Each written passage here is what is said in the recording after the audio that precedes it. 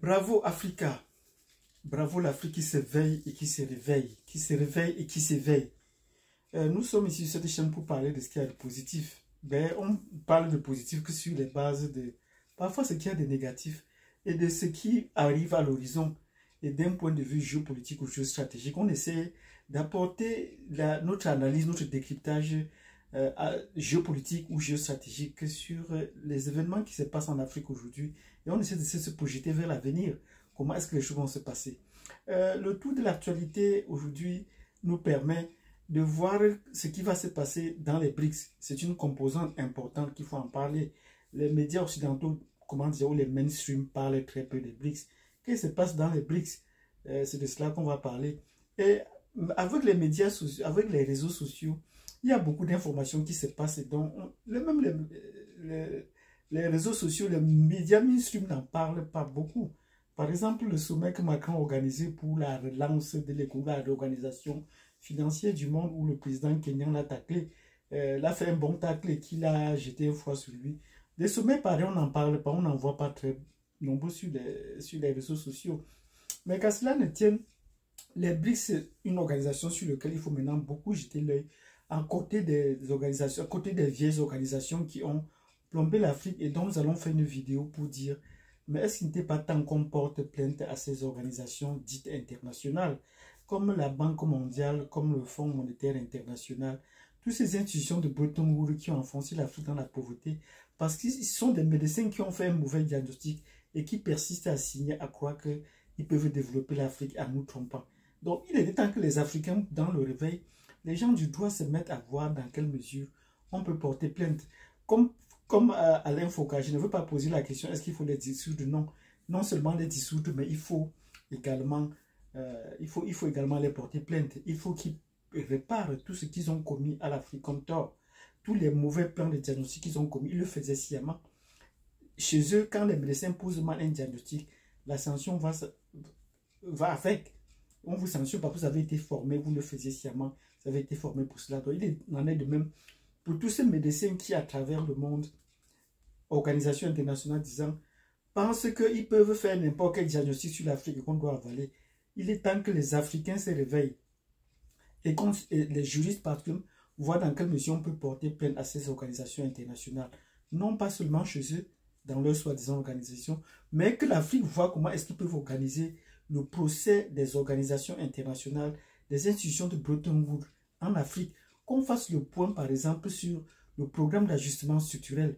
Et ils continuent toujours de parler dans leur discours de pouvoir faire intégrer les sociétés privées dans la gestion des affaires publiques en Afrique. Ben, il faut qu'ils arrêtent. Le président kenyan l'a dit, il faut qu'ils arrêtent. C'est parce qu'on continue à nous informer. C'est eux qui contrôlent les institutions, les institutions internationales ou les banques privées, c'est eux qui les contrôlent. Et ils pensent qu'ils vont tout nous faire avaler ces couleuvres-là. Non, il faut qu'on dise que ça s'arrête. Il faut que ça s'arrête. Donc, comme Alain Foucault, je veux aller plus loin. Il ne faut pas seulement former ces institutions chez nous, parce qu'ils ne prêtent pas l'argent ailleurs. La preuve en est, la Grèce, on a demandé à la Grèce d'aller, la Grèce n'est pas allée, ils n'ont pas prêté l'argent au Brésil, ils vont prêter l'argent. Les pays qui sont en faillite, ils leur prêtent pas l'argent, mais ils trouvent qu'ils peuvent prêter l'argent rien qu'aux pays africains. Donc les pays africains les réclament, leur passe le tribunal, je leur fasse un bon tribunal, pour qu'ils rétablissent la justice et qu'ils fassent des réparations. Donc les institutions internationales doivent faire la réparation. Dans cette vidéo, je viens donc peut-être lancer cet appel qu'on en parle régulièrement. Parlons régulièrement des BRICS, parce que c'est une occasion qui nous concerne. Et le président sud-africain a bien lancé, il invite les pays africains, les chefs d'État africains à participer aux BRICS. Même si pour les 20 pays qui avaient sollicité faire partie des BRICS, un seul pays est pour le moment admis, l'Égypte. Bon, nous disons bravo. Mais des pays comme le Nigeria semblent faire cavalier seul. Mais nous comprenons que c'est dans la politique du Nigeria de ne pas souvent s'intégrer aux organisations internationales. Le Nigeria est tellement individualiste à son niveau global, ou même au niveau des individus.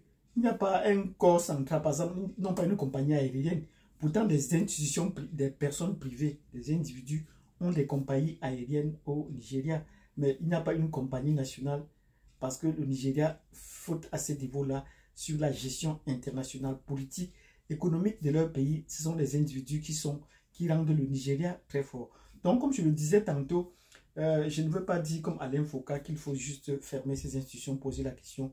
Il faut également les porter plainte et qu'il faut qu'on demande réparation de façon segmentée, parce qu'on demande les réparations pour l'esclavage, pour la colonisation, il faut qu'on commence aussi par ce qui nous est le plus proche, comme des actes du programme d'ajustement structurel qui continuent à nous plomber et dont les Européens continuent à les défendre.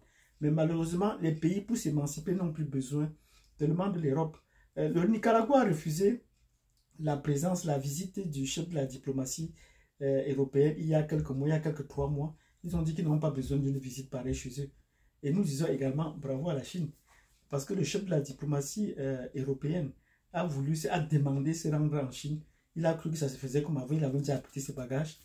La Chine n'a pas voulu répondre à cela. Et même quand on les a interrogés là-dessus, la Chine a dit qu'on va leur répondre. Ils ont mieux à faire que de passer le temps à discuter. Nous disons bravo. Donc l'Europe est en train de s'enfoncer, de décliner. Et nous ne devons plus les suivre. Il faut qu'ils payent déjà pour ce qu'ils ont fait pour l'Afrique.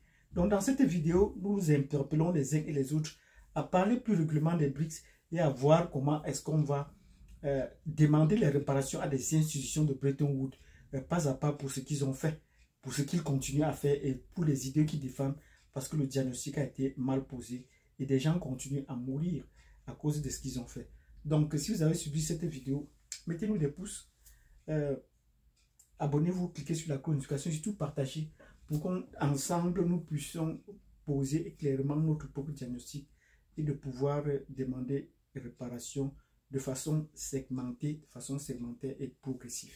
Merci et je vous donne rendez-vous à la prochaine vidéo. Tantôt.